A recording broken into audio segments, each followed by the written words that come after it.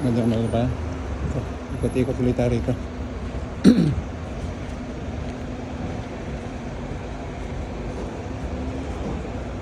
Sarado pa.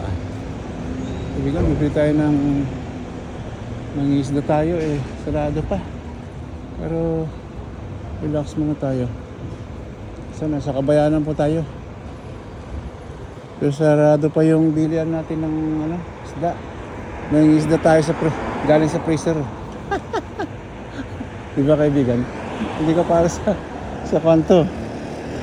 Hindi ka para sa, alam nyo na, at tabing dagat ka talagang talagang fresh na fresh.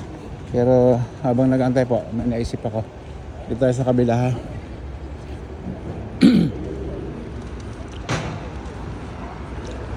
Kabila tayo.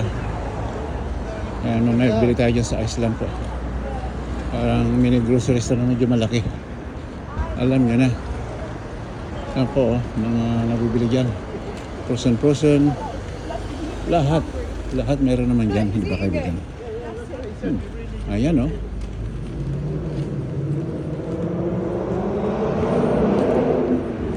Ito. Bawal tayo dyan. Sa sugalan na yan. Kita niyo po. Ayos ang mga sapatos pang guwapings pwede na.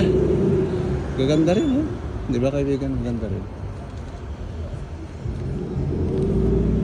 Pero bilhin tayo ng mga prutas nga muna kaibigan.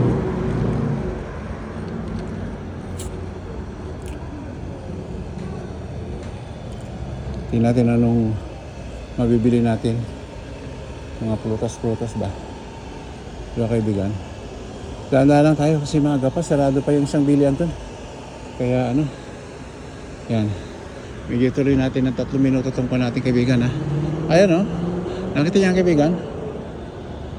Ayan basi. Ayan. Tawiran po yan hanggang doon sa dulo.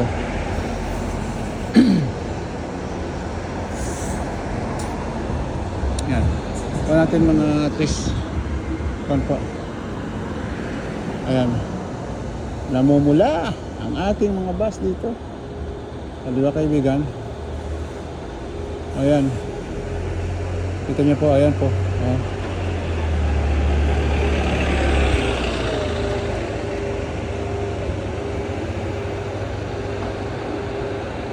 Ayan po. Pero dito tayo sa bila ng gulay. Mga prutas, mangga, 1 pound, pwede na. 2 po 1, okay na rin. 2 po 1, melon, 99. Ganda ng po Mga pakwan, ang tawag dito, watermelon. Ayan, watermelon tayo. Mamaya. So, maraming salamat muli po. Tayo sa Paulan mamaya. Ganda